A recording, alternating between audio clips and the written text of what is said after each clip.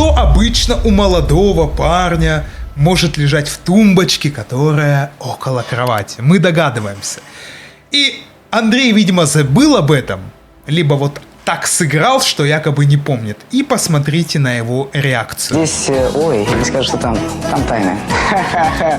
Ну, в этом ящике находятся вещи, которые необходимы каждому молодому человеку. Так, продолжим.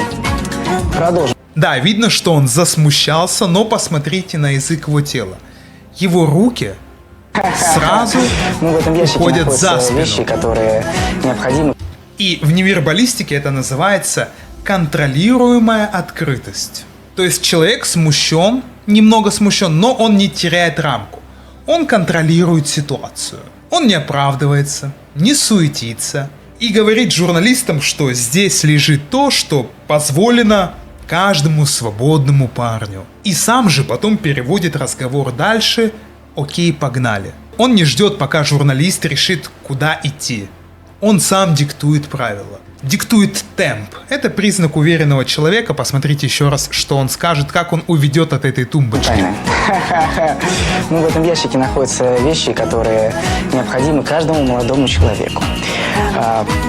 Так, продолжим. Я не знаю даже. Продолжим. И повел к другому шкафу. Он не ждет реакции.